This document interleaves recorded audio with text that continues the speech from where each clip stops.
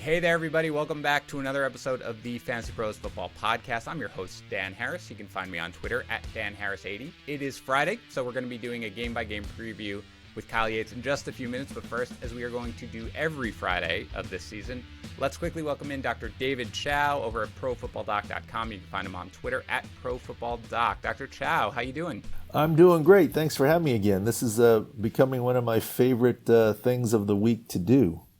I'm a little worried for you because I think you set the bar a little too high because I was not even asking about Miles Sanders last week. I was asking about David Montgomery because I expected Miles Sanders to play, and you sort of voluntarily offered that you were more concerned about his availability than you were David Montgomery. And sure enough, a few hours after we recorded, it came out that Miles Sanders essentially, or maybe the next day, was out for the game, which I did not expect. So I got to be honest, that's not how I operate. I like to set the bar low and then slowly walk over it. You set it high right off the bat. That was a great call by you.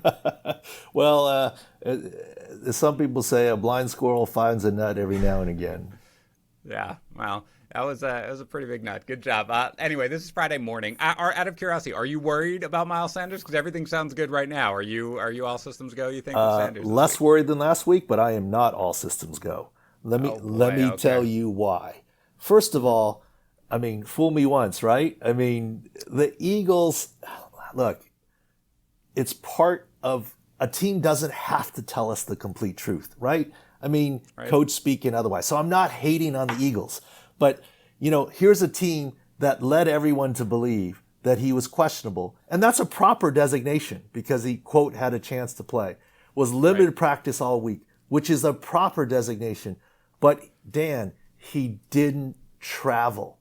What does that tell you? That means as of Saturday, he had no chance of playing, or he refused to go, which I doubt. And there's no way COVID restrictions for travel would prevent a player that had a 3% chance of playing, prohibit him from traveling. So they knew on Saturday that he wasn't going to go. I mean, unless something strange happened, they weren't being fully revealing. Now, this week, hey, we're good to go now, but he didn't travel last week. So I still have some worries. I'm not saying that he won't play. And I did see some video from beat reporters. And in the video from beat reporters that I saw, it may not have been, the right part of practice, but especially when he decelerated, which is where you see it sometimes, it seemed to me there was still a little bit of a hitch where he wasn't 100%. I'm not saying that he won't play.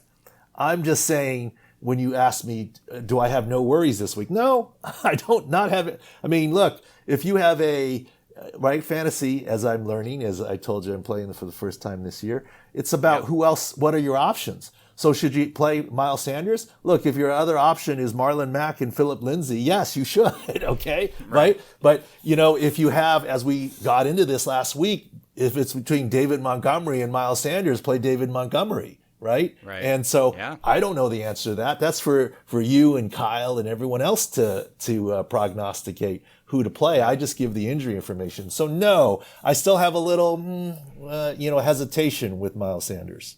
Well, sorry for Miles Sanders, people who are rostering him, but you're going to have to wait and make sure that he looks good and consider your other options. But let's start with perhaps one of those other options, which I didn't expect necessarily, and that's James Conner. He returned to full practice yesterday. I heard he practiced today. Again, this is the morning on Friday, so we don't have the full practice reports. But apparently he returned to practice. First thing I do, Dr. Chow, during a game, when I see an injury, I see somebody's out with an injury, is I go to your Twitter feed at Pro Football Doc because you're looking at the video and you're giving your immediate feedback, and it's usually correct. And this one, I didn't even know what to do because I wasn't even sure that he was injured at first, and I certainly didn't see an actual play that it happened on. And even I think he's come out and said it wasn't really one specific play. I don't even know, but bottom line is this. Do you think he's going to be able to play on Sunday? And is this something where there's a risk of recurrence, or how do fantasy managers treat this? I think he's going to play on Sunday. I think the ankle is fine. I had the same consternation during the game, looking like crazy. There was one report out there that had his ankle taped, but people, retape their ankles not infrequently on the sidelines, even without injury. I went back and looked at all the video, missed some good parts of the game doing so, and didn't see anything. And here's the thing. Here's the way that I look at it.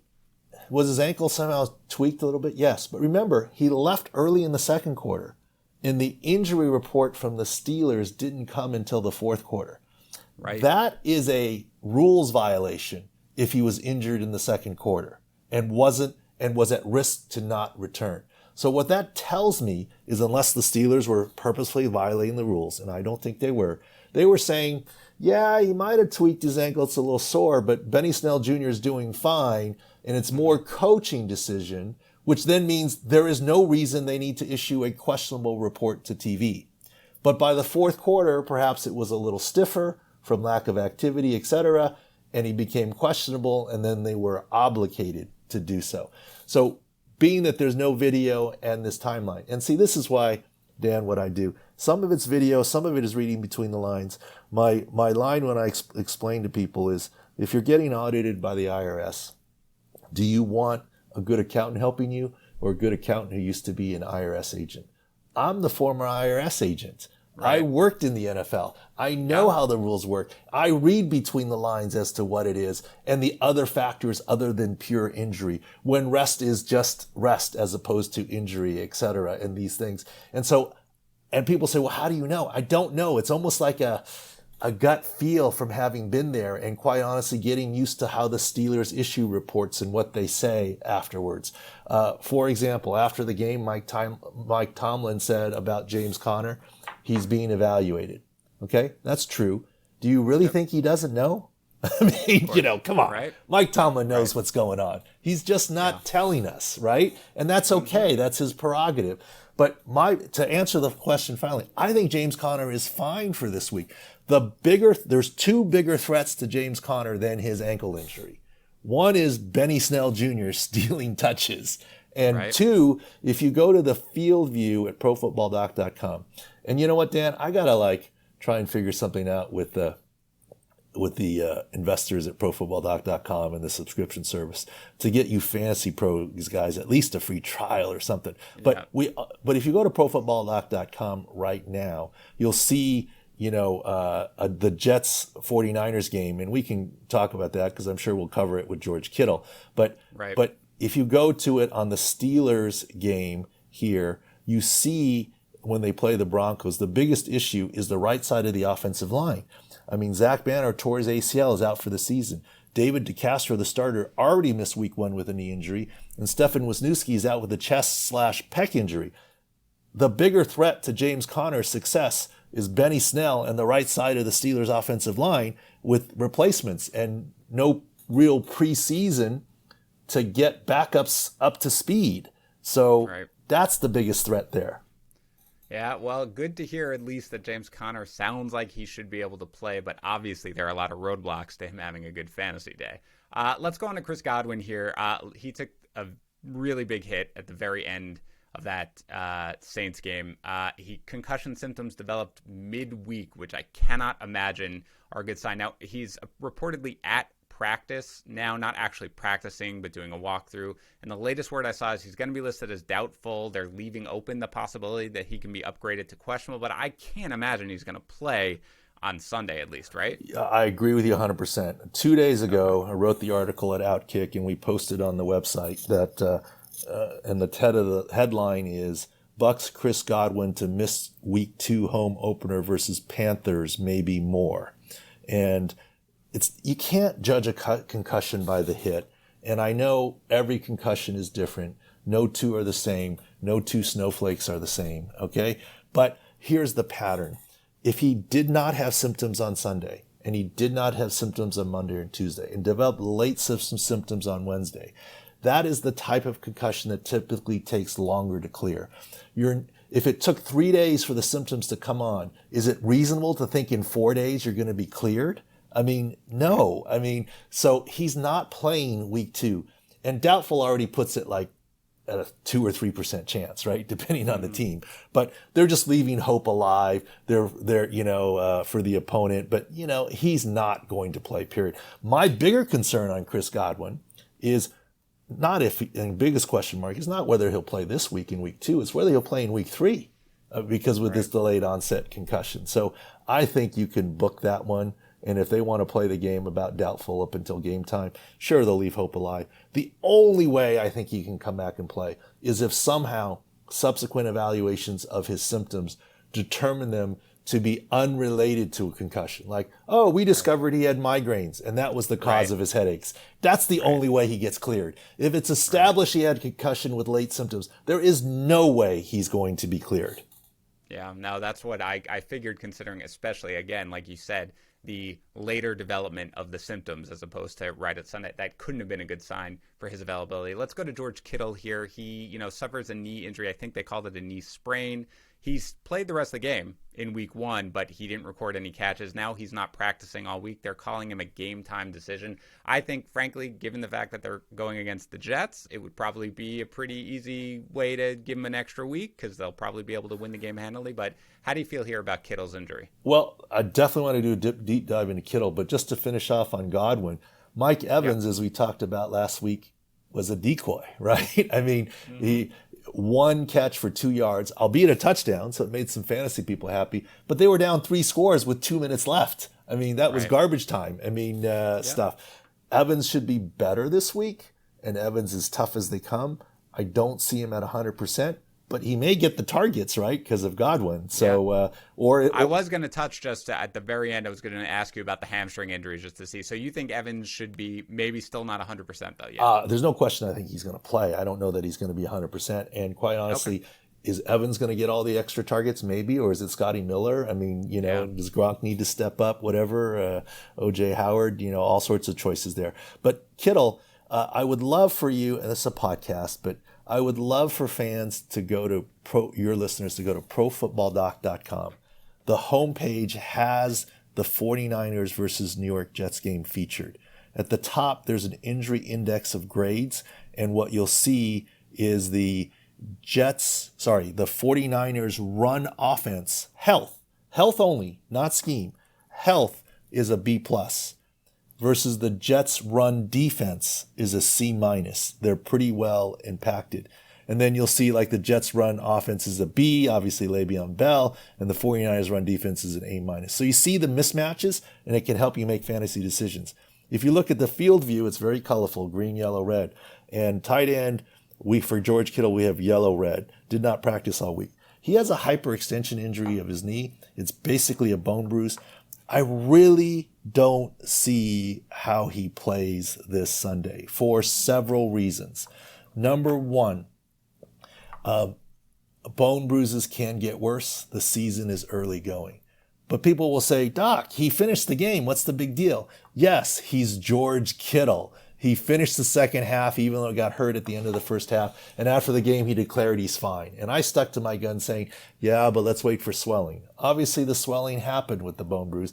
And on Wednesday, Kyle Shanahan said, he's not practicing all week, but we're leaving over the possibility of him playing. It's not happening this week. I hope it's only a 1 week absence. If you look at last year's injury on Halloween night, and I remember that because I was trick-or-treating when it happened, and I didn't even see it live. I have 7, 7, and 3-year-old kids.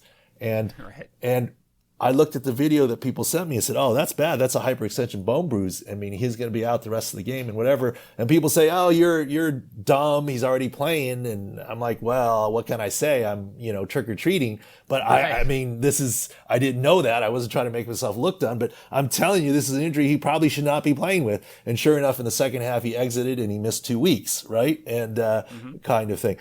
Very similar. I'm hoping not as bad. But He's George Kittle. He's got his guaranteed contract, and he's still playing in the second half, limping all around, right? I think the team is going to stop him from playing this week. I don't think he plays. And you're right. But the other key here is if you look at the game, fantasy-wise, I mean, I'm just a guy, right? But if you look at the injuries on the Jets defense, and by the way, in the upper left, you can flip to the healthy 49ers defense. If you look at the Jets defense, it's like very colorful at linebacker. C.J. Mosley, COVID opt-out. Why do I put it in there? Because the GM, Joe Douglas, didn't have time to replace him because the opt-out was late and everyone was signed. Avery Williamson, coming off the ACL tear, missed week 1 due to a hamstring compensatory injury, and Blake Cashman in IR. And then some of their backups, Luvo and Basham, dealing with issues too. The linebacker core is not doing well. The 49ers, as we all know, don't really have any receivers. And with George Kittle likely out, questionable on Brandon Ayuk. What might they do? Their powerful offensive line and my Harvard guy, Kyle Juszczyk. Look out, linebackers, New York Jets. I mean, that would be my thought. And, Right. I mean, if you have Mostert, heck, I mean, I don't know, make your own decision. But, I mean, the 49ers have to be angry. They got beaten, and they're looking. Look, if I know about the linebacker injuries, you don't think the 49ers have studied this and know about it too? I mean, look at last night's game. How often do you see Myles Garrett line up inside to pass rush? Well, we put out, and they had to know too, that the starting right guard for the Bengals was out. How did they get that key strip sack on the goal line there and score the touchdown? Right. Garrett lined up inside against the backup guard. I mean, they were probably waiting to do that at the moment and had that scouted out. So those are kinds of things that we try and do at the website and interpret the fantasy information. Yeah, absolutely. All right, let's go to A.J. Brown here. He's apparently got a bone bruise in his knee. I wasn't sure on Monday night. It kind of wasn't, maybe he was winded with the altitude, but looking back on it, he clearly looked like he wasn't at 100%. So there's a report that his availability for this weekend is in doubt, maybe longer. How do you feel? It's a bone bruise in his knee. Well, when it's a bone bruise because you got hit directly on the side of the knee, you can play through that. That's pain tolerance. When it's a bone bruise, a little bit like George Kittle, when the surfaces of the knee are jammed together, and I think that's the kind A.J. Brown has, that is something to exercise caution over. No question, if it were the playoffs or Super Bowl for George Kittle or A.J. Brown, they would suit up, okay? But it's week 2. I don't see A.J. Brown playing this week. And if he does, I don't see how he can be effective, because you can't turn this, couple week injury into a couple month injury or longer term than that. Yeah. I mean, I think that's probably the smart play, and sounds like that's what they're leaning towards. But again, we'll get more of a final word on that later today. Let's finish up here. Michael Thomas has a high ankle sprain. Apparently, they're still talking about how there's some hope for him to play this weekend. I mean, a high ankle sprain is something that, fantasy managers know is not something you want to mess with. And so is there really any chance that he could play through that, even not missing a game, or do you expect a multi-week absence? Well, first of all, there are different types of high ankle sprains, different degrees of high ankle sprains. If you get in a car accident and say I was rear-ended, sometimes, it's just a little bumper thing and the car drives and you're fine. And sometimes you need a new car and it's totaled, right? And there's those different degrees of high ankle sprains. In game, I saw it happen. Latavius Murray rolled up on his left ankle from behind, in the red zone late in the game for the Saints. And I tweeted, wow, it looks like Michael Thomas escaped disaster there. It was very close. It looked like a high ankle, but he just got his foot out in time. Since that, I saw some NFL Network replays from a different angle where his foot does get caught some. It's still mild, and it's the overnight swelling that happens there. Look, clearly it's not a big, typical, more major high ankle, because the Saints would have put him on injured reserve already. Remember, injured reserve is only 3 weeks. So for everyone out there who thinks this is a 4 to 6 week injury, the Saints aren't dumb. They would have exercised the injured reserve already if they really thought it was that. So that tells me it is certainly less than that, and that matches video. Is it possible that he could play this week? I actually think it is. Will he be 100%? Maybe not. I think it's a relatively mild high ankle sprain, and let's see what happens. I don't expect it to be multiple weeks. Certainly this week is in question. And once again, should you play him or not? It depends on who else you have, right? I mean, if your other big stud is Chris Godwin, you better play Michael Thomas, right? But if your other big stud is someone else who's healthy, then yeah, I mean, you might want to look at other options, even if he's not ruled out. All right. Dr. Chao, great information as always. Remind everybody, thank you for stopping by as always. I can't wait to talk to you next week, but remind everybody again where they can find all of you and your great work. Twitter at ProFootballDoc, but go to ProFootballDoc.com. You'll see what we're talking about with the Jets and 49ers. Hover over each player and flip it offense to defense and play with it, and tweet at me some of your comments and check it out. Awesome. Well, again, thanks for coming by, and I'll talk to you next week, all right? Thank you. All right, great. Now we're going to get into the rest of the show, with Yates, and we're going to break down every game. All right, guys, it is time for Dan and Kyle in the morning. What's up, Yates? How you doing? I'm good, man. We were talking before we started recording that I'm a little frazzled just from trying to move. Like we're doing the big moving day today, and so I'm moving like. Again, I don't know why the heck I did this in the middle of football season. That was This is a rookie mistake. It is a rookie mistake. It is a rookie mistake, 100%. Yep. I'm a rookie, so I'm allowed to make those mistakes. But but no, it's also like 40 degrees here. I don't know what it's like for you, but 40 degrees here. Ooh. So I've got my like sweatpants on. I've got my friend's sweatshirt that I pulled out of the closet there. So I'm good. Yeah, I don't mind when this little, I mean, it's not 40 here, and I'm in New England. It's more like in the 50s. It'll get up to 60s. This is what I like, right? The fall, that's good, except it lasts for like a week here, and then it's just going to be winter. Oh, so for sure. I'm just mentally preparing myself for that. Anyway, you can find Yates on Twitter at KyleYNFL. And Yates, I mean, you know what my intro is. It's community. Go watch it. Start with the Modern Warfare episode. You won't be disappointed. All right. Okay. You know the drill. You know the drill here on our Friday show. Yates and I are going to be breaking down every game. I'm going to just pepper him nonstop with start-sit questions. Again, Yates has finished yesterday. Did you drop it, Yates, the projections article? Yep. On Thursday. It's a massive article. Yates does projections for every game. It is great. You should be reading it. And sometimes I'll ask him about his specific projections. Sometimes I'm just going to say start, sit, and we'll go through every game. Now, before we do, I want to remind everybody about our monster giveaway that we've got going on for the month of September, less than 2 weeks before it ends. A signed Clyde Edwards-Helaire Chiefs helmet, a $200 gift card for Pristine Auction, a $200 gift card to Porter Road Butcher, a package of fantasy football goods for your league's champion and your last place loser from Trophy Smack, and a 1-month subscription to Fubo TV. An additional $100 bonus credit to Pristine Auction, which means you can not only get a signed Clyde Edwards-Helaire helmet, you can get $300 in credits to Pristine Auction and buy yourself whatever helmet you want, very clearly, or like 6 jerseys or whatever you want, if you are subscribed to our YouTube channel over at youtube.com/FantasyPros. And remember, we do live streams from 11 to 1 on Sunday morning. We do videos all week. We video the podcast. Go check it out. Subscribe. YouTube.com/FantasyPros. So if you want to enter the contest, go to FantasyPros.com/contest. You fill out the form there. It's basically you need to leave a review for the podcast on Apple Podcasts or Stitcher. And then through FantasyPros.com/contest, you screenshot it and submit it there. Now, last I checked, I haven't even checked this morning. I checked late last night before I went to bed. 7,346 reviews on Apple Podcasts. 69.1 thousand subscribers on our YouTube channel.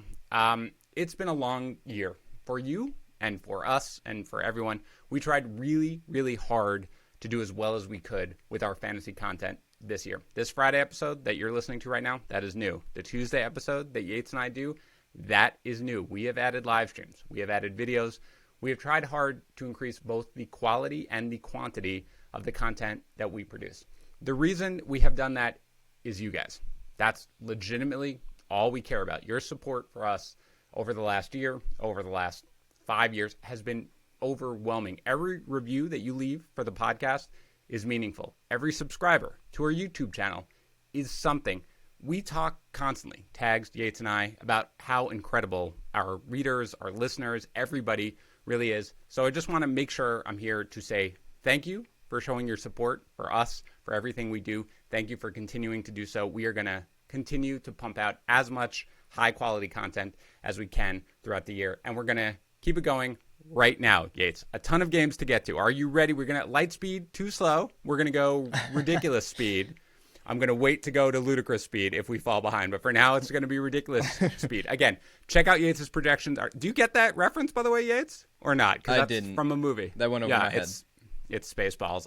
Look, guys, at some point, Yates and I are going to... I appreciate the courtesy laugh then, though, but I do like that. But we are going to have to get Yates to watch some classic movies. That'll eventually be a bet because, it's just not there, and it hurts me as a cinephile. Again, Yates' projection article, amazing. Labor of love. He does an incredible job with it. I know how hard he works on it. You should check it out, and it really sort of comes in here. Now, before we get into it, the accuracy challenge. Are you playing that? It is free to play. FantasyPros.com/challenge.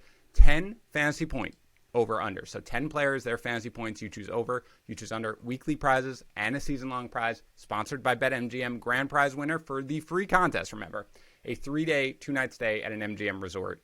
property in Las Vegas, included round trip airfare. Go to fantasypros.com/challenge. Yates and I are going to play it right now. Yates, are you ready? Yeah, let's do it.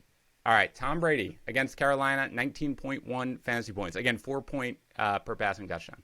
Yeah, it's a great matchup, and it's one that Tom Brady absolutely could go off in. But I think with the weakness on the defense, the Carolina Panthers defense, they're just going to run the ball. So I don't see a ceiling here for Tom Brady. I have him in my projections slightly underneath this mark, so I'm going to go under. Yeah, that's too much analysis, but I agree. 18.9 actually is where Sorry. 18. No, it's okay, buddy. I told you it's ridiculous speed. We are 4 seconds away to moving to crazy, ludicrous speed. 18.9 is where I have him, so just under. It sounds like we're right there on the same page. Josh Allen against Miami, 21.5 fantasy points. Over.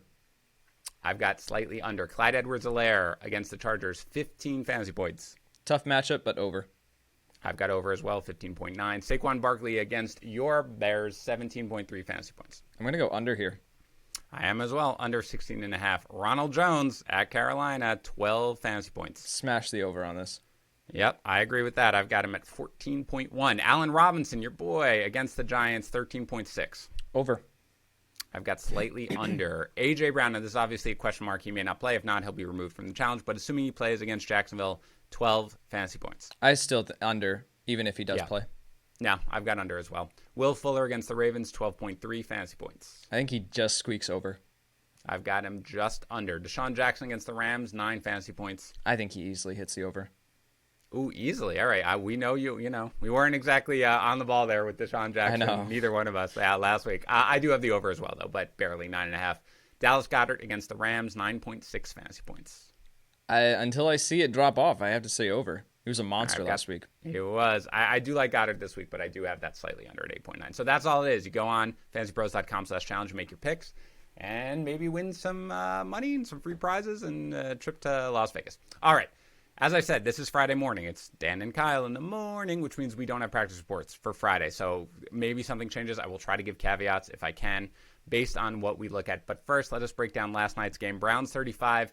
Bengals 30, all of a sudden right with the Browns. Baker Mayfield overall looks good. He does throw that pick, but 16 of 23 for 219 yards and 2 touchdowns. Odell Beckham Jr., 4 catches, 74 yards, and a touchdown. Both running backs score 2 touchdowns each. Chubb, 22 carries, 124 yards, 1 catch for 9 yards. Kareem Hunt, 10 carries for 86 yards, plus 2 catches for 15 yards. Chubb played 62% of the snaps. Hunt played 35% of the snaps. It's not always going to be this easy, but people were freaking out a little bit about the running game and specifically about Chubb. I had Chubb 9th rest of season coming in. Hunt 26th rest of season. They're both, to me, pretty easy starts each week. Do you have any issue with either Chubb or Hunt, or is this something that just makes you feel totally calm about them? Were you even panicking about them at all before this game? I really wasn't panicking. I said in my player note for Nick Chubb, I said he's an RB2 this week with RB1 upside in this matchup. So I think if the Browns are going up against a tough defense, I think it might be one that you say, okay, I'm not super confident, but you still have to start them based on where you drafted them. But this was a matchup that you could identify ahead of schedule and just say, like, yeah, they're both gonna be fine. Nick Chubb looked great. Kareem Hunt, of course, looked great too. So and Baker definitely bounced back in a big way, but it didn't equate to top tier fantasy production though. Right. Yeah. No, I mean, it easily could have. But, again, he looked good. They get Washington next week. So, again, I wanted people to not overreact crazy to going up against a really, really tough defense that has the whole offseason to prepare like they did in week 1. Let's go to the Bengals here. Let's talk about the running game a little bit. Joe Mixon, 16 of 46 on the ground. Not great. He does add 4 for 40 through the air. Just 50% of the snaps. 46% of the snaps to Gio Bernard. Mixon had 4 targets in the game. All of them came in the first half. Once they fell behind, they went to Gio Bernard. Are you worried about Joe Mixon? I'm starting to get concerned. And it's not necessarily because of Mixon. I think Mixon looked great, and I think that he had a few runs that popped off. And again, he's a great receiver out of the backfield. We've always said that. But it is now Zach Taylor saying, like, why are you not utilizing Joe Mixon, right? Like, yeah. Joe Mixon is a superior back to Giovanni Bernard. Put him out on the field no matter what. Even if you're down as much as they were, it's like Joe Mixon should be on the field. I am now concerned because I don't know how many games that the Bengals are actually going to be playing with a lead. The fact that he still saw 16 carries is encouraging, but yet at the same time, I'm a little concerned moving forward. I think he's now moving into this RB2 territory rather than like a locked and loaded RB1 that we thought he might be. Where did you have him ranked out of curiosity coming into this week, for this week? I had him at 11. So I thought that this was a fine matchup for him. I thought that this was going to be, I didn't think this was going to be a crazy, blowout game that Cleveland was going to jump ahead the way that they did. Vegas didn't either. So I think I had him at 11. I thought he was going to score in this matchup. He did see a couple of goal line carries, ones that, could have easily converted. He just wasn't able to punch it in. So he's still getting the opportunity. I think it will come eventually, but again, we just have to now move him down to this RB2 territory rather than the locked and loaded RB1. Yeah, I'm at him 12th this week, so that's probably around where I am. So borderline RB1. I'm not all that nervous yet. Again, first of all, this performance doesn't kill you, as much as it feels like it does. In the end, it's double-digit half PPR points from a running back. You're not buried because of that. So this isn't the worst. And it's kind of like last year, where it was weird. They didn't know how to use him, and they just, don't go to Joe Mixon is a decent pass catching back. He can be in there even when you're behind, and you have a better chance of winning. Right. So I hope they figured that out, and they kind of did last year as they leaned into it, and now they paid him, so it seems like they would. So I'm not totally panicking yet on Mixon. I think better days are ahead, but it's not the greatest schedule coming up. They have the Eagles and they have the Ravens, so I agree, but I'm not going crazy.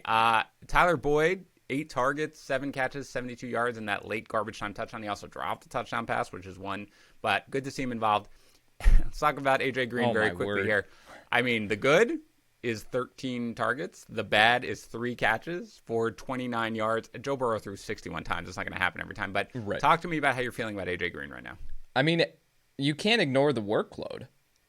Joe Burrow strung AJ Green out a couple of times. Watching this game, I was like, oh my word, he's putting him in some dangerous situations here with like slants and stuff like that, just putting him in harm's way. But I think that these will eventually turn around. Again, he saw a couple of end zone targets. So you just have to roll with this. It's the percentage chances. People who are going to look at the box score, and just do box score scouting, they're going to say, I can't feel comfortable putting AJ Green into my lineup because he only reeled in 3 out of 14 catches, but yet, or 3 out of 13, but it's look at the target totals. That is where the percentage chance of him actually booming and returning value, that's what you need to be looking at. It's the same kind of conversation with Joe Mixon and his carry totals. So that's what we need to be focusing in on. I think it will bounce back. Again, Joe Burrow in only his second game, AJ Green coming off of not playing for a year and a half.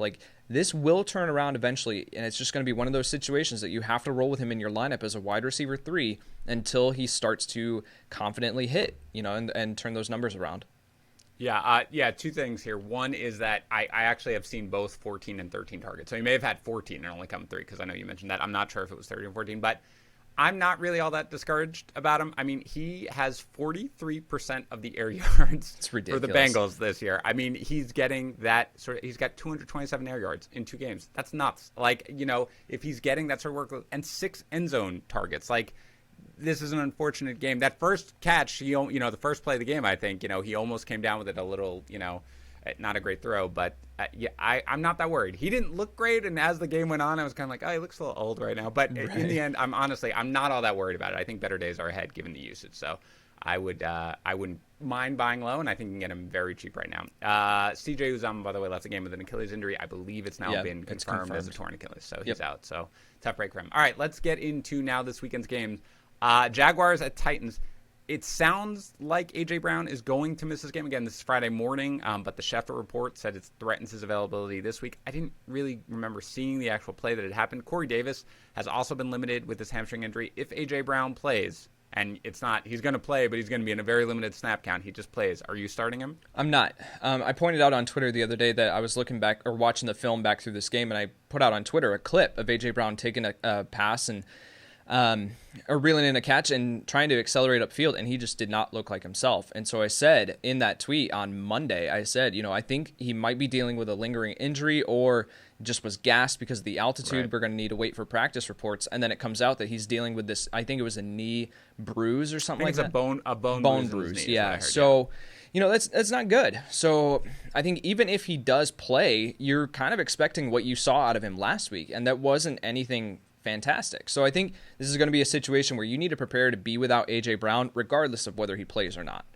My guess is, and again, this is why you really want to check with us on Sunday morning. I do an Instagram Live from 10 to 11. Yates does a start sit on our YouTube channel, youtube.com/FantasyPros from 12 to 1, and tags 11 to 12. So check with us where we have it. As of right now, if he's a full go, I will probably start him in the wide receiver 3 range. He's not going to be where he was, but my guess is that is where I'm going to land unless he's limited. Let's say he's out.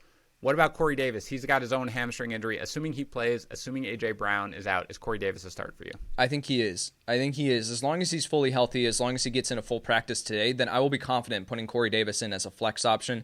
Let's say that you have both A.J. Brown and Corey Davis. You pick Corey Davis up off of waivers. I think he's a fine replacement. He's going to see targets in this game. And again, we talked about it with tags, that the Titans picked up their pace of play this past week. Like, they ran a significant number more of plays than they did in than last year, even with Arthur Smith as the offensive coordinator still. So this is encouraging. There's fantasy opportunity here in this game for these wide receivers. I think Adam Humphries, he's not someone that I'm necessarily looking at, but in a full PPR league, maybe, and you're desperate, I think you can roll him into your flex if A.J. Brown sits.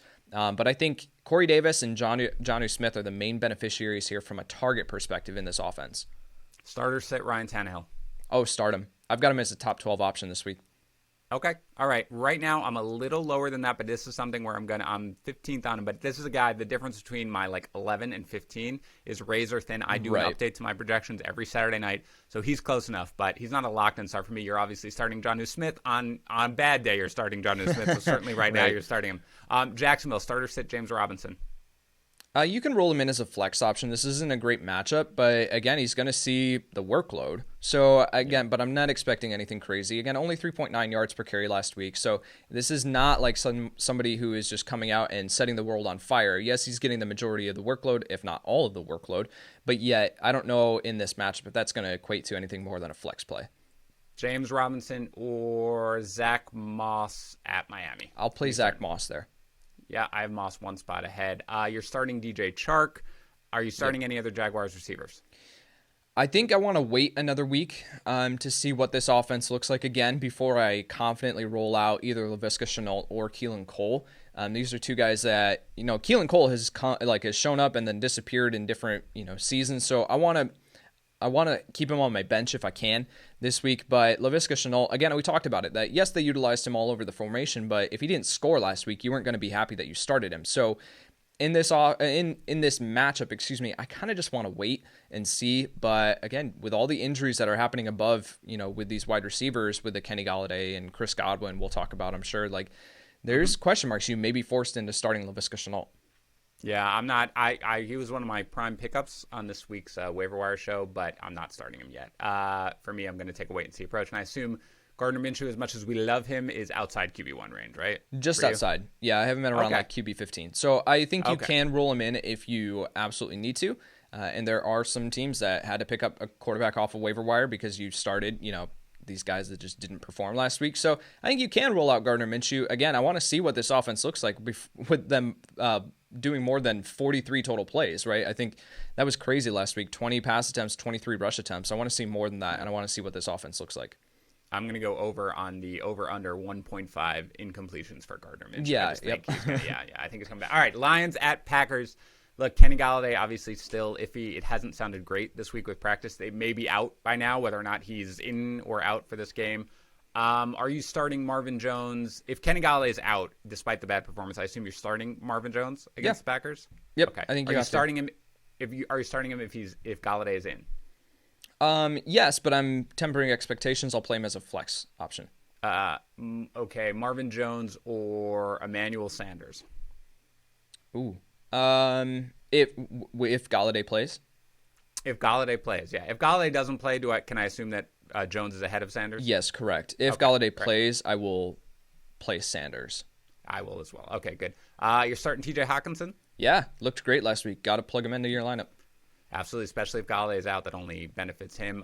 Starter sit any Lions running back? Oh, gross. I think you can start Adrian Peterson. This is a run defense that can be taken advantage of. And again, talked about it. AP looked great last week. So DeAndre Swift, yes, he got the touchdown last week, but that isn't enough for me to be able to say, you should start him. So AP can be rolled out as an RB3 flex play. Again, if you're desperate, let's say that you had Le'Veon Bell and he's going to be missing and you picked up Adrian Peterson off of waivers, I think you can plug him into your lineup. Yeah, he's a borderline RB3 for me. You know how I feel about Adrian Peterson. Right. I'm sure he's going to do well. He's just not a guy that I really want to start. But again, this is not, if there's a weakness to this defense, it is against the run. So if you are going to get there, that's fine. Packers, whether or not you buy into Aaron Rodgers actually being quote unquote back or whether he was just taking advantage of a young and inexperienced secondary, I assume you're starting Aaron Rodgers right now. He's in your top 12 against the Lions. He's in my top 5 this week, Dan. Yep. I love Aaron Rodgers against these corners. Yeah, I mean, it was going to be a good matchup anyway, and with the injuries, he's 7th for me right now, but he is a must-play. You're obviously starting Devontae Adams. You're obviously starting Aaron Jones. What about the other receivers? Are you starting either Allen Lazard or Marcus Valdes-Scantling? It's difficult because I want to say last week was a fluke as far as both of them scoring a touchdown, and particularly MVS scoring that big touchdown with the matchup that they had with those corners. But then again, you look at this matchup and the corners that they're going to be going up against, and you say, well, very good possibility that it can happen again. So I think for me, if I'm that high on Aaron Rodgers, I've got to be high on some of these other weapons outside of Devontae Adams, seeing 15 targets, 130 yards, and 3 touchdowns. Right? He could see 25 targets. You don't know. He could. That's the thing. So I think I'm fine rolling out either one of them as a flex option, but you're going to have to, if they score, you're going to be happy. If they don't, you're not going to be happy that you started them. Yeah, I'm not starting either one. If I were forced to choose one, it would be Lazard for now because I do think that he's the guy who's going to have the bigger role. But for now, even though I agree, I do expect Rodgers to be good. I don't know where it's going to go, and because of that, I'm not willing to go out there and start them yet, but you should be rostering both of them. Rams at Eagles. Malcolm Brown, start or sit? I think you got to start him this week. It's a close call. I asked the same guy, so I think this is where I have him in this range. Malcolm Brown or Zach Moss against the Dolphins? It's close. I'll go with Malcolm Brown because he showed me more than Zach Moss did last week. Malcolm Brown or Mark Ingram against Houston? Yeah, this is what I do, man. I put you right to the test right there. Oh my word. I think you got to go Malcolm Brown. With Mark Ingram, there's just so much uncertainty. We just don't know what the heck the rules are going to be. Yeah, there's uncertainty, though, with Brown, too. That's the thing. I don't want people buying in and being like, look at this. This is where it is, as Henderson completely gets. Fair. This is great. Malcolm Brown fumbles on that first drive. We do not know what the Rams look like for the rest of it. So I have Ingram, 0.1 fantasy points ahead right now. Again, I'm going to redo my projections on Saturday, go through everything, all the news and stuff like that. For now, I would start Ingram barely over him, but that's basically the range, right? Kind of a borderline. They're right next to one another in my rankings, too. How about Cooper Kupp? How do you feel about him? He had this weird thing where he played all the snaps, but he didn't really get the targets last week. Are you confident in starting Cooper Kupp this week? I think you still have to start him. It's an interesting...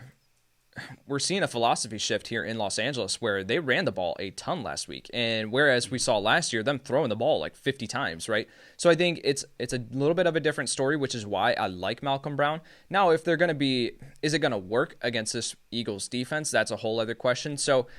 If you have a limited passing volume attack now as comparative to last season, then Cooper Kupp, his target totals are going to come down because Robert Woods is the wide receiver 1 in this offense. So Cooper Kupp, that 4 for 40 that he had last week, I think that's kind of his floor. And then if he scores, then you're going to be super happy. So I think he's a low-end wide receiver 2 with wide receiver 1 upside if he scores. Yeah, I have him a little bit higher, but he is a wide receiver 2 for me. I don't really worry about it. If you have to choose a tight end in this game, not Zach Ertz, is it Tyler Higbee or Dallas Goedert? I am going to roll with Tyler Higbee because Gerald Everett has been missing practice all week. I think he came back in a very limited fashion yesterday to practice, but we saw Tyler Higbee go on his run, his on-fire stretch last year with Gerald Everett missing time, and being injured. So I think, again, looking at it, I think Tyler Higbee has more of a guaranteed role, and that's where I'm willing to put my investment in, as far as if I have these two guys. So Dallas Goedert can certainly finish above him, but I'm expecting a philosophy shift here for the Eagles, for them to look at last week and say, what we did last week did not work. Carson Wentz holding onto the ball and trying to take these deep shots to, Jalen Reagor downfield, Dallas Goedert downfield. Of course, that's where he makes his money, right? And he's excellent at it. One of the best downfield threats at the tight end position in the entire NFL. But I think looking at it, they're going to say, with this offensive line, we need to get the ball out quick, which is why I like a bounce-back game for Zach Ertz this week, which is why I like Carson Wentz to get back on track, Miles Sanders back in the lineup. I just think it's a lot of factors going against Dallas Goedert for me to roll him out confidently over Tyler Higbee. Are you starting any Philadelphia wide receiver? Deshaun Jackson can still be in my flex just because, again, I think as long as he's fully healthy, he always belongs there because he can win you a week with that one big play. So I'm not relying on him for anything more than a wide receiver 3, wide receiver 2, or anything like that. But yet, as a flex play, I'll start him. Jalen Reagor he's still a rookie wide receiver. Yes, he had that great downfield throw or catch, or whatever, but that was just one. He went 1 for 55, and Greg Ward just isn't going to see enough targets there. So I'm not confident starting any of those other players outside of Deshaun Jackson. No, I agree. Even for me, I'm not confident in starting Deshaun Jackson. I have him right now around the wide receiver 40 range, which is a guy who you can start if you have to. And again, he'll bounce around probably a little bit there as I tweak my rankings before Sunday, but he's not a guy who I'm looking to start as a wide receiver 3 or a flex, but I'm not totally against it. Giants and Bears, start all Giants, sit all Bears, right? That's exactly how this works. Sorry. Okay. Giants, you're obviously starting Saquon Barkley. Are you buying into and starting Darius Slayton if Golden Tate doesn't play? Does it matter if Golden Tate plays? I think even if Golden Tate plays, you have to just go with the hot hand here in your lineup, and I think you do have to start Darius Slayton as a wide receiver 3. I'm not expecting anything more than that, right? What we saw last week, 2 touchdowns, that's not going to be the norm, right? So I think with Darius Slayton, again, this is a very solid defense here that he's facing off against, and I think that we just need to kind of just manage expectations here with Slayton. So even if Tate plays, he's still going to be limited. He's not going to be his full self, but he will soak up some targets. So that just takes away from the overall upside here. Again, I think Daniel Jones is going to be under pressure all game long. I put out on Twitter, the Saquon Barkley was just under pressure all game long because of the offensive game plan. It was atrocious. Jason Garrett he's got to go back to the drawing board, and because what he did not work.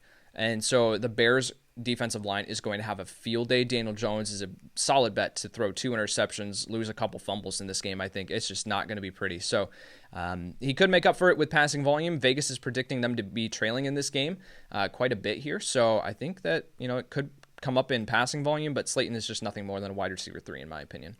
Starter sit, Evan Ingram. Sit him. Doesn't belong anywhere. You're always anywhere. sit though, right? No matter what, you're always sit him. Yeah, I ask you that just because I want to get into it. Not too much. I've got him as a borderline start. I've got him 12th right now. My guess is he'll probably go to 13th when I'm done with it. He's a borderline start for me. I'm not jumping off the ship. I had him higher than Yates anyway coming into the season, so that's just one place where we differed. He played a terrible game on Monday night. Terrible game. But I do think, again, especially if Tate is out, he did get targets. That's half the battle, essentially. So he might be a guy I'd roll out with. Bears, you're starting Allen Robinson. You starting David Montgomery? Yeah, love him. I have him as a top 20 running back in this matchup. Yeah, he was one of the most traded players, and I wrote an article yesterday about trades you should make, and this was I would buy Dave Montgomery, and I would do it before Sunday, because I do think that this is going to be a good game for him. Yep. Again, I'm crazy with him. I have him as like a borderline RB2. Just it's really about the options, but I do expect a pretty good game. You starting Anthony Miller? Yeah, I think you have to. Even though the snap count isn't great, I do think that you have to roll out Anthony Miller as a wide receiver 3 flex option. Yeah, I'm a little lower on Miller, again, mostly because of the snap count, because it's fair. It really is worrisome. I love him. I love his talent. I think he's going to be good, but that was really a little eye-opening. Again, I'm fine to start him. I am starting him in the league, but I have more, again, in that wide receiver 40-ish range, like borderline sort of wide receiver 3. 49ers at Jets. We don't know if George Kittle is going to play. If he plays, you have to start George Kittle. I mean, unless they're like he's going to be a decoy and that going in. If he plays, my opinion, you have to start him. It sounds like Ayuk will play as well, but I don't know who they're going to – assuming Kittle is out, which if I'm the 49ers, I am resting George Kittle because you don't need George Kittle. You don't need any pass guy. You don't need anybody. You could have Jimmy Garoppolo on the offensive line. You could beat the Jets. But it's just Raheem Mostert is really the only guy who I'm looking to start, and I get that the Jets, the one thing they do adequately is stop the run, but I'm still starting Mostert and I'm starting Kittle if he plays and nobody else. You have any differing with that? I mean, even if Kittle plays, I'm concerned. No practicing all week, and that injury looked pretty bad. The overthrow. But if they're willing to throw him out in this game that they're going to win, like, don't you think they have to be relatively confident that he's okay? Yeah, that's fair. And I think based on your options and who you have, I think you have to start George Kittle based on where you draft him too. But I'm not expecting the actual like every week George Kittle locked and loaded top 5 option. Even if he does play, I'm not expecting that.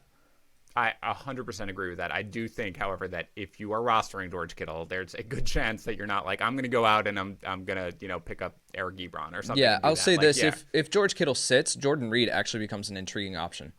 It's fair. He'd still be, actually, I'm not even going to say where he will be necessarily once I get there because, he will probably push into top 15 status. But again, they have nobody else to throw the ball to at this point. For the Jets, Jamison Crowder now has a apparent hamstring injury. He has missed practice this week. Again, you're going to know more about that than we do right now. If Jamison Crowder starts and is deemed healthy enough to start, you have to start him, right? You have to. I put out on Twitter earlier this week, I was like, someone give me something to convince me to not give Jamison Crowder a 45% target share this week. I mean, goodness. This was one of the reasons. And I mean, the Bell injury, unfortunately, helps Jamison Crowder. We don't root for injuries for anybody, of course, but we talked about him in the preseason, how much we like Crowder, because pretty much the only option. Are you starting any other Jet? Chris Herndon is an intriguing option in deep leagues. I think that based on the availability, even if Crowder plays, I think Herndon has to see 10-plus targets in this matchup because the ball's not going to Chris Hogan. Ball's not going to Brashad Perryman, maybe outside of like 1 or 2 deep shots, right? So the ball has to go somewhere. And this is a game that San Francisco is going to go up, and they're going to go up big, and New York is going to have to throw the ball. And especially, too, with Sam Darnold going to be under duress all game long with this 49ers defensive front combined with the Jets offensive line, he's going to be looking for the short passes over the middle of the field. And neither Frank Gore or Kalen Ballage, I can't believe that we're talking about Kalen Ballage is actually back in the NFL. But, I think neither of them are pass catchers, right? They're not going to see significant targets out of the backfield. So the ball's got to go somewhere. I think Herndon is an intriguing option, but only in PPR leagues, I'll say that. Yeah, I've Herndon 17th. I mean, if you're really deep league, you might want to go there. The ball does have to go somewhere, and I can tell you that the ball is going to go 2 yards forward 35 times in Frank Gore's hands when they just hand it off to Frank Gore. That's what's happening in this game. Broncos at Steelers. Almost certainly no Phillip Lindsay here for the Broncos given his turf toe injury. So you're starting. Melvin Gordon looked good. I assume you're starting him even in this tough matchup, right? Yeah, it's not a great matchup. So if you have another option, like if you're in an 8 or 10 team league and you have another option that you can roll out above Melvin Gordon, I'm fine doing that. Let me give you a couple of names. Let me give you a couple of names. Let's do that. Because I want to. How about Melvin Gordon or Ronald Jones against the Panthers? I will play Ronald Jones there. Yeah, I'm not sure I disagree. I have Jones 3 spots higher right now. Melvin Gordon or David Montgomery? I will play David Montgomery. All right, right now I have Gordon 1 spot ahead, but that's sort of the line. Let's go flex. This is harder. Melvin Gordon or somebody, let's go half PPR, somebody like Terry McLaurin. Ooh.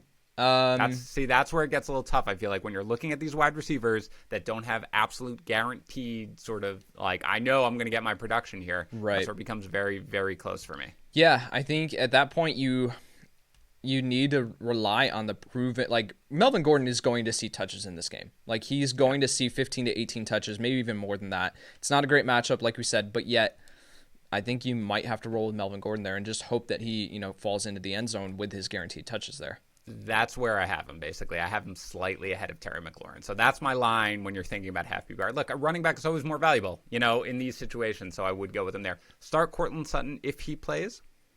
I think you have to. I haven't heard anything this week about. I know that he was spotted at practice on Wednesday. I haven't seen anything from Thursday yet. So again, the people who are listening right now might know more than we do. But Correct. Yet, Courtland Sutton, if he plays, I think you got to start him. If he plays, you start him, even in a bad matchup. Do you start Jerry Jeudy if Sutton does not play? If Sutton does not play, yes, yep. I think you do still start him, but yet, again, nothing more than a flex play. It's a tough matchup, so I'm not expecting big things here from Jerry Jeudy. I love Jerry Jeudy. I love his future. I'm probably not starting him against the Steelers, regardless of Courtland Sutton. It's just something where I'm going to, there are good options this week. I mean, we're talking about Anthony Miller for me being outside of the absolute starting range, so it's somebody who I'd probably take a little bit more of a wait-and-see look here for Jeudy, but I do love his talent. For the Steelers, We've now got James Conner suddenly a full practice on Thursday. We don't know what it looks like at Friday. If Conner is out, which it does not sound like, though, you are starting Benny Snell, I assume. Yeah, and I think, if Conner's out, then you absolutely fire up Benny Snell as a top 24 option, in my opinion. What do you do if Conner is in? With either of these guys? I don't, we're not going to know. No matter what they say, we're not going to know. I know, and I can't see them looking at Benny Snell, regardless of what Mike Tomlin has said in the past about wanting to utilize a workhorse back. I cannot see them looking at last week's game and looking at the film and saying that, you know what, James Conner, you're worthy of the full workload here, and Benny Snell, you ride the bench. Like, I just don't see that happening. So if that's the case, then both of these backs are going to see work, which limits both of their overall upside. So I think right now I've got Benny Snell at RB30 in my rankings and James Conner at RB31. Because I just do not know what to do with these guys, and I want to wait and see what this plays out like. I don't think you can rely on either one of them as more than RB3. Yeah, I would start Conner ahead of Snell, I think, just because I think what you saw is that this isn't going to be the crazy passing offense that we used to see from the Steelers. I think that, Ben's average depth of target is going to remain lower than it used to be. I think he wants to dump off to the running backs if he can, and I think that Conner is going to be more valuable in that role in a half PPR or PPR format. But again, it kind of kills both their values. Okay, you're starting Deontay Johnson, I assume, after what you said? Yeah, I think you got to. No problem there. Vikings at Colts. Vikings, you start Dalvin Cook, you start Adam Thielen, and you start no one else. Is there anything wrong about that statement? No, sounds right. Good. Wonderful. Colts. Where does Jonathan Taylor rank for you this week, out of curiosity, in your running back rankings? Jonathan Taylor is at RB13 in half PPR.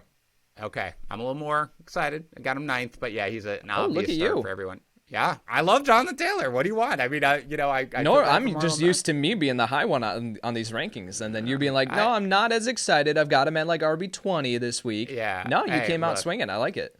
Hold on. I'm actually checking right now just to see, because my guess is where.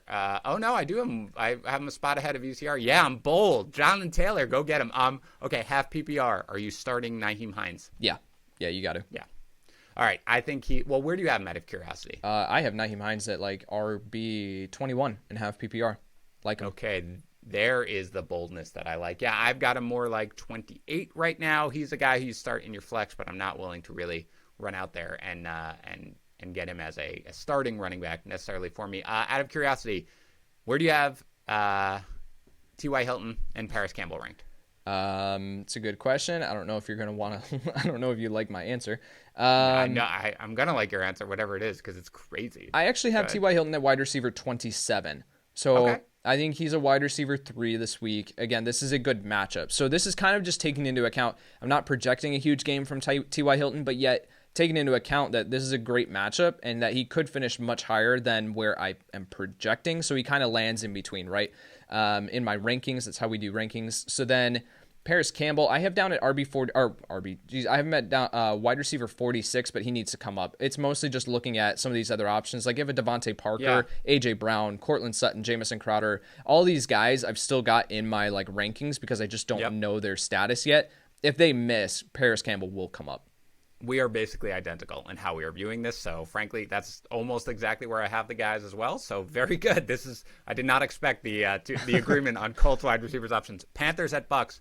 Look, we don't know right now, but I'm assuming right now that Chris Godwin is not going to play, because when you get the midweek, Dr. Childs explains that when you get the midweek, concussion symptoms that come up, it's pretty impossible to clear the protocol by Sunday. So assuming that Godwin is out, start or sit Scotty Miller. I think you got to start him. He's going to assume the full slot workload. So I think that that's obviously something that Tom Brady likes. I think the 9 targets last week was a bit of a fluke because Mike Evans only saw 2. So I don't think that was going to be the norm moving forward. But yet now with Chris Godwin out, I think you can easily hit that 9 targets again. So he's valuable in a full PPR league as a flex option. Justin Watson also becomes someone who's intriguing if Chris Godwin misses, because he could always find the end zone, especially against these corners. So that's an intriguing matchup as well, but nothing more than a flex play. Yeah, I rostered Godwin in one league, and we were putting in waiver claims on Wednesday, and my top guy was Miller over Malcolm Brown over that, because for me, I needed a replacement for that, and I think Miller is going to have a huge game if Godwin is out, as I expect. I think Brady is angry. Starter sit, by the way, Tom Brady.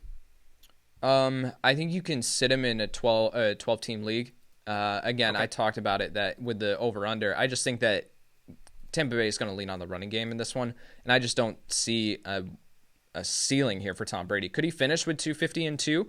Right? Yeah, I think he can, but yet I don't see it going to like 3 touchdowns or anything like that. And without the rushing ability, I don't think he gets up into the top 12 this week.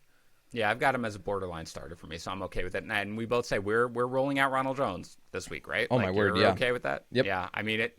I always worry about the whoops, I missed a blitz pickup and now I'm benched for the rest of the game. But given what he showed, yeah, I've got him right now as RB19. I'm not sure he's going to end up there once I kind of finish things off, but yeah, he's pretty high. Panthers, look, it's a bad matchup for CMC, but it doesn't matter. You're obviously starting him. People seem to be mad at DJ Moore, as you and I talked about. Yeah, you're obviously starting him. Are you starting Robbie Anderson?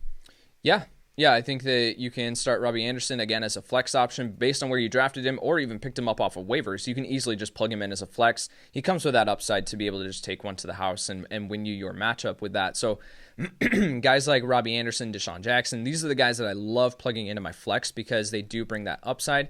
And then, again, you mentioned it with CMC. It's not a great matchup. I put out on Twitter earlier this week. The last 2 games that Christian McCaffrey has played against this Todd Bowles defense in Tampa Bay, he's put up the following combined stats.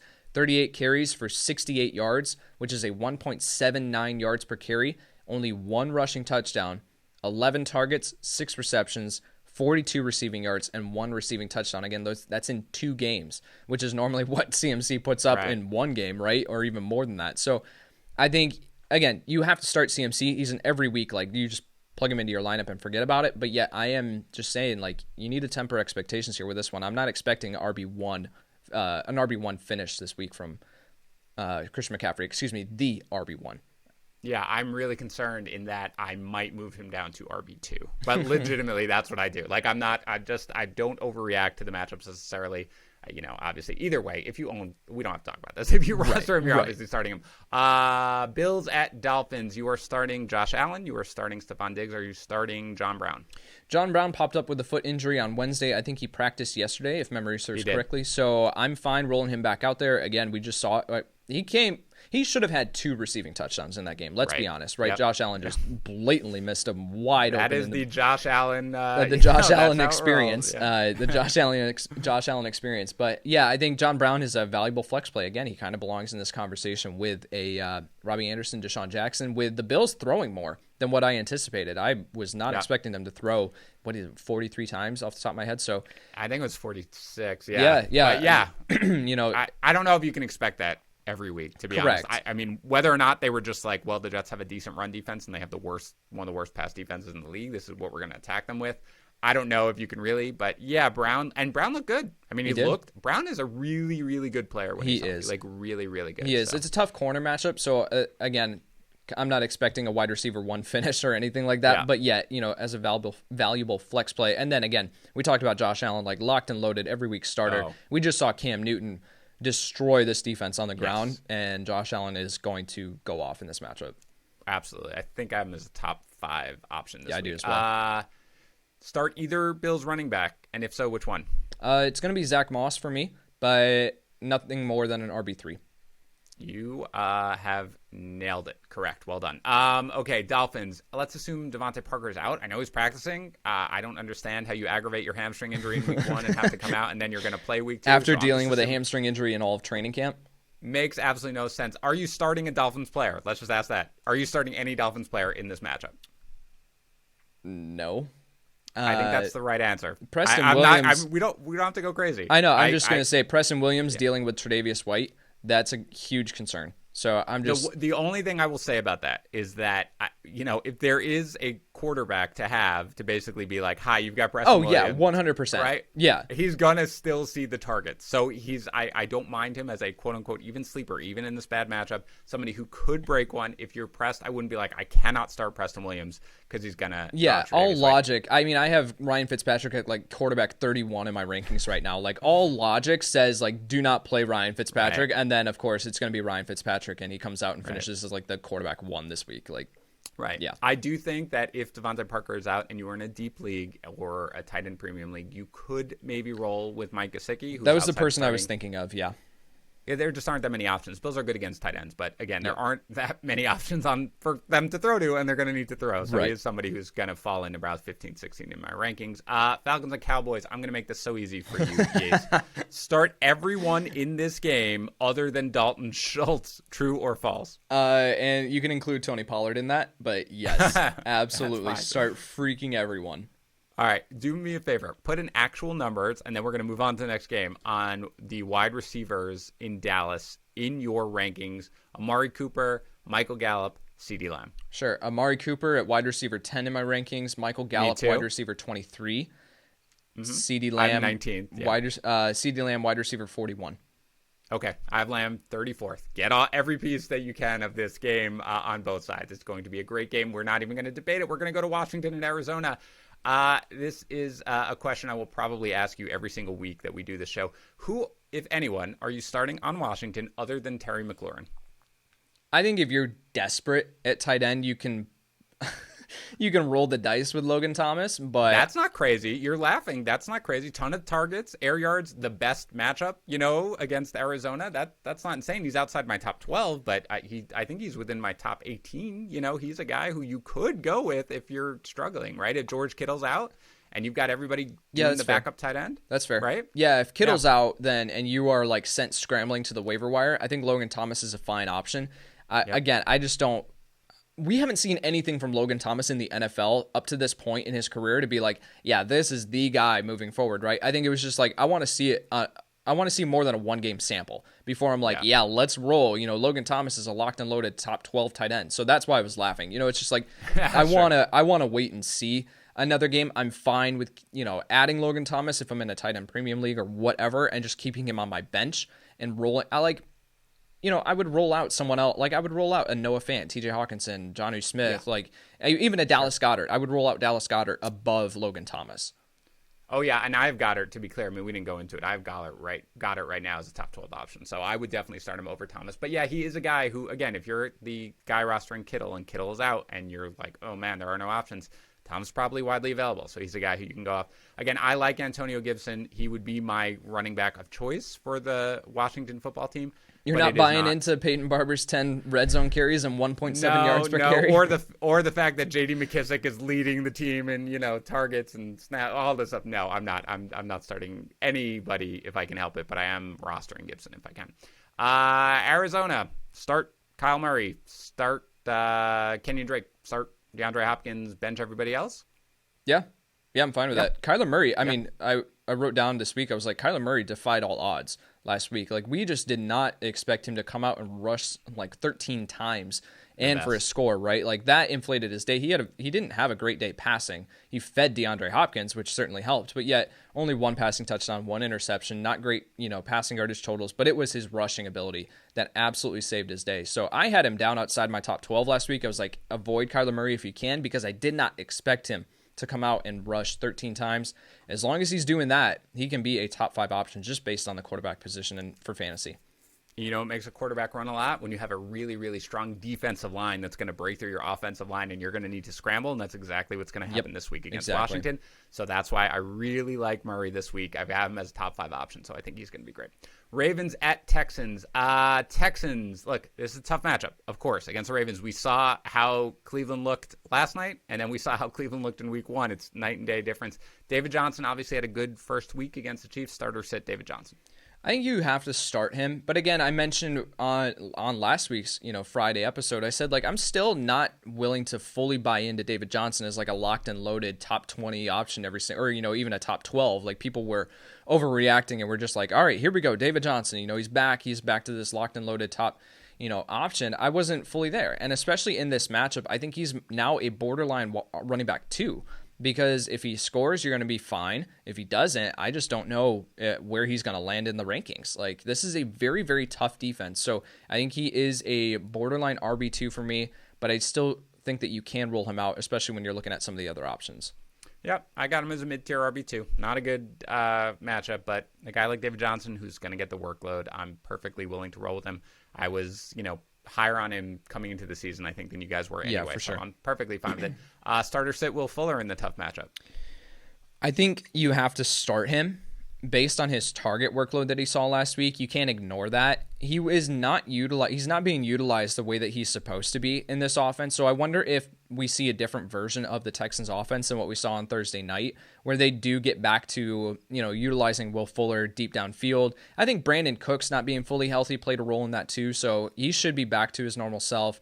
All indications, everything that I've seen has indicated that. So, but I think that Will Fuller is a wide receiver 3 play this week that could boom. But again, he's a safe wide receiver 3 just because he's going to see targets. Yeah, I'm a little higher than that just because, that's the thing. Can't get away from the targets, man. I mean, that is the guy given everything we saw in week 1. So even in the tough matchup, I'm willing to roll with it. And I assume if you have Deshaun Watson despite the tough matchup, you're obviously starting him, right?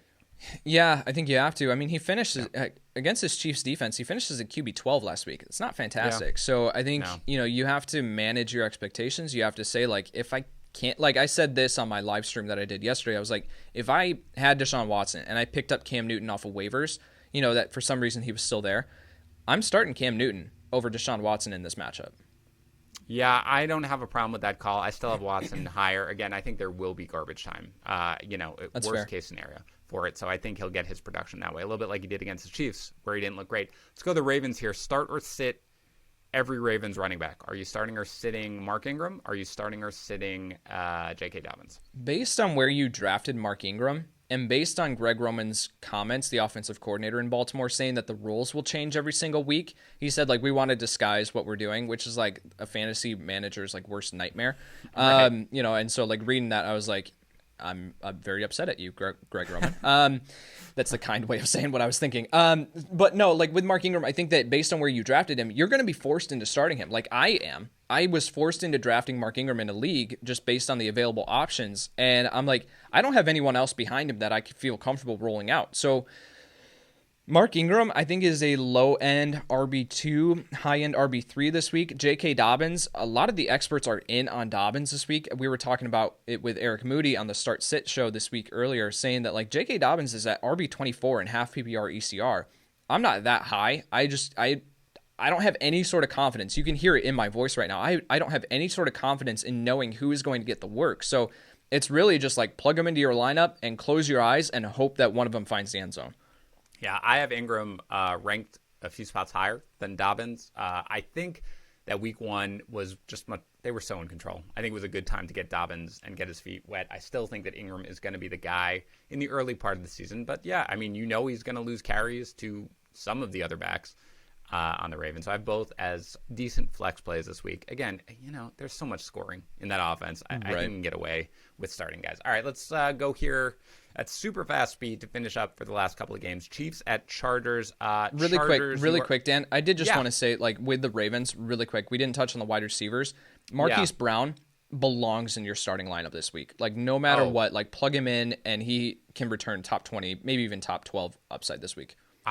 It's fair. I didn't touch on him. Where do you have him ranked?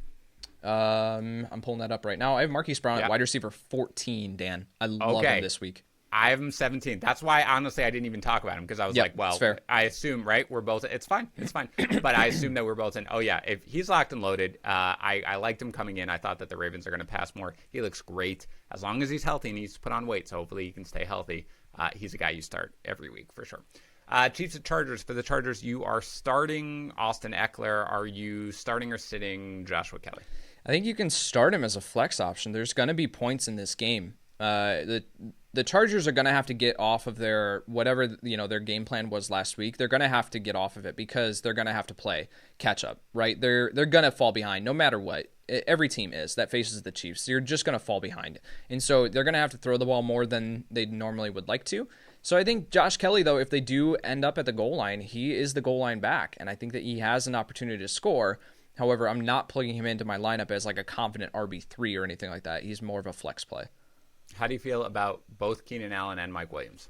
Keenan Allen and Mike Williams are both must-starts for me this week. Keenan Allen falling inside my top 24 off the top of my head. Mike Williams at wide receiver 38, which is significantly higher than ECR right now. I love Mike Williams in this matchup against these Chiefs corners. And again, with more passing volume than what they had last week, again, Mike Williams saw 9 targets on like 30 overall pass attempts, I think, off the top of my head. So if they push 40 pass attempts, we could see Mike Williams with those deep shots. And again, he was just out of bounds on a couple, he just missed on a couple of big plays that would have shot him up into top 24, conversation. So I think that Mike Williams is a fantastic flex play this week. Yeah, I didn't realize actually that ECR was that low on him. Looks like they have him at 48th. I'm his 40th as well. I'm not as quite as buying in as this is what their game plan is going to look like every week. But certainly in this matchup, he's a borderline, sort of wide receiver 3, a guy you can get away with in your flex. For the Chiefs, you're obviously starting all the main players. What about Sammy Watkins here after a big week 1? I think that you can roll him out as a flex option. Based on, again, you did not draft Sammy Watkins to be a wide receiver 3 or wide receiver 2 for your team. He was most likely on your waiver wire. So I think you can get him and plug him in as a flex option. We just have to be like, again, it's one of those with Mark Ingram or J.K. Dobbins, like plug him into your lineup and close your eyes because you don't want to watch that game. I think, if he does become the guaranteed wide receiver 2 in this offense, then you're going to be happy that you picked him up off of waivers or that you started him. But again, he's done this before where he's shown up and then has just absolutely disappeared. So I'm not starting him with confidence this week, but I do think he belongs in your lineup.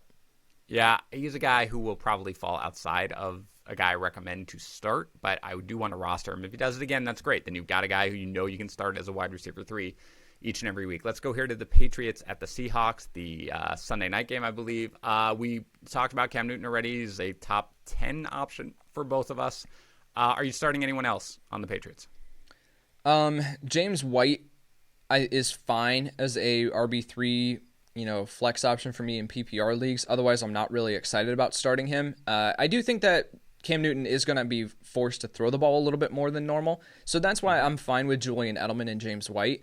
Outside of that, N'Keal Harry is someone that I think needs to be rostered in your league, but I don't think you can start him, right? I don't think he's someone that you can roll into your lineup, but I do think he belongs on your bench, at least rostered. Sony Michel just is no guarantee to see, we just have no idea what type of workload that he's going to see. If he's going to see the goal line touches, I think those go to Cam. So that's just a huge concern. If you do plug him into your lineup, you're praying that he scores. So that's just not a place that I want to be. So really the only answers there are Julian Edelman as a wide receiver 3 and James White as an RB3. Yeah, no, that's exactly where I have that actually. On the Seahawks, you're starting Chris Carson, you're starting Russell Wilson, you're starting Tyler Lockett, you're starting DK Metcalf, right? Any concerns, and are you starting anyone else? I think we see a little bit of a balancing act here with Chris Carson. Again, 6 carries last week, but yet was dominant through the air as a receiver. I think we start to see that balance out a little bit more, start to see him utilized more on the ground. So I think he is a safe, low end RB1 even in this matchup. I do really like him, even though it is the Patriots defense. I'm not concerned about Carson this week. Tyler Lockett and DK Metcalf, I'm not expecting the type of performances that we saw last week. These are Stephon Gilmore, I think JC Jackson off the top of my head. These are good corners. So I think that you just have to kind of bump them down a little bit in your rankings, but they still absolutely do belong in your starting lineup.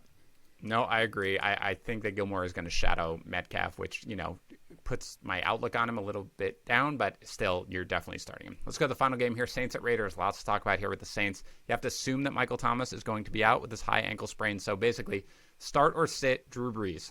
I'm sitting him. Where is he in your rankings? He's at 20. Okay. I'm higher than that. He's a borderline top 12 option for me. But yeah, this is not a guy who I'm super excited, on the road without your best weapon. Start or sit Emmanuel Sanders. Yeah, I think you can start.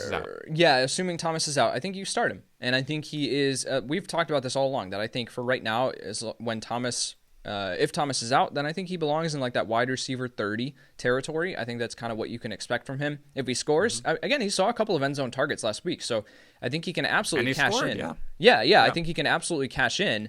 It's just going to be a matter of I don't think he's going to see the type. It's not like he's walking in and assuming Michael Thomas's workload, right, or anything like that. There's not a crazy upside with him, but I have him at 28th right now, assuming that Thomas is out. So it sounds like we're both in the same thing. Start or sit Traquan Smith? I'm sitting him. I know he should be rostered, right? Yes, I think he should be rostered. But we just need to see what his... Again, the reason why I'm hesitant with Drew Brees is because I do expect the Saints to go more and lean more on their run game. So I think that Latavius Murray is a top 24 option for me this week, Dan. Like so that's what I wanted to get you, because you were high on him last week despite the tough matchup, and he did get the 15 carries. I mean, he got the work. So if they are going to lean in, I'm having trouble with him this week. I'm going to be honest. So he's top 24 for you. Yeah, I really like him against this matchup that we just saw. Christian McCaffrey, of course, it's Christian McCaffrey, but yet like we saw McCaffrey be fine, right? And so I think Latavius Murray, if they are going to lean more on their run game, they don't have the backs behind them. Like Ty Montgomery is not seeing more than 2 carries in this game, right? So, and Alvin Kamara is a back that they want to lean more on as a receiver. So Kamara saw 12 carries last week. I don't expect that number to shoot up. I expect him to be around that 10 to 12 carries per game. I think Kamara, his target workload could even increase this week with Michael Thomas out, of course. But yet, Latavius Murray could be looking at 17 to 20 carries in this game if they do really lean on the run game. And then, again, Michael Thomas out. That's a significant target share that is vacated from this offense. So Murray could even see a few targets out of the backfield as well. And he's always a good, if he has that role, then he can certainly cash in and score. So I like Latavius Murray a lot in this matchup. I'm playing him everywhere I've got him. Yeah, I'm borderline on him. This is one where I want to talk about it on Sunday morning because I really need to take a good look into it. But don't forget, most important thing, revenge game against the Raiders. That's always going to be a motivating factor. For the Raiders, you're obviously starting Jacobs. You're obviously starting Waller. Are you starting Henry Ruggs? He's been dealing with a knee injury too. Right. So I think he missed practice yesterday off the top of my head. So I'm not super excited about him. Even if he's fully healthy, Marshawn Lattimore is going to be facing off again. And again, the Janoris Jenkins, like these Saints corners are really good. So for 2 rookies, I'm not super, super excited. If Ruggs does miss, I'm not starting Bryan Edwards personally, just because, again, I talked about the corner matchup. Even though I do like Bryan Edwards long-term, this is just not you can't expect Edwards to step in his second NFL game and succeed against Marshawn Lattimore and Janoris Jenkins. This is not going to happen, especially with Derek Carr under pressure all game long too with that defensive front. So it's the same thing. I'm not really super excited about any of these options, really. I think if Ruggs sits, Hunter Renfrow becomes an intriguing, like in that territory of a Scotty Miller, right? Like where you can plug him in full PPR and a flex. Josh Jacobs, though, the fans of Josh Jacobs are out, are just coming out of the woodwork, right? And riding high on his 3 touchdown performance, like that's going to come crashing back down this week, guys. Like again, I like Josh Jacobs. If I could speak, I like Josh Jacobs, and I had him as a top 10 running back in my season-long rankings. Sure. But yet, this was a defense that we could say, like, yeah, Jacobs is going to go off in this matchup. Like we could all look ahead and say that. We can all look ahead now and say that this defense, I'm not super crazy. I'm not super crazy about Josh Jacobs. I have him as a low-end RB1 this week. So I think, again, you're still starting him, but yet temper your expectations. Yeah, I'm 8th. And people coming out, apparently we were low on Josh Jacobs. I had no idea. I was, I definitely had him in the top 10. So, I was fine with him. And that's season long, not last week. But yeah, look, he looked great. If you roster him, there's no way you sit him. And again, Ronald Jones looked fine last week against tough defense. So you're certainly rostering him, and you're starting him. But yeah, I am 8th or something. So he's not like the top 2 or 3 guy. All right, Yates, that's it. Take a break. You've earned it.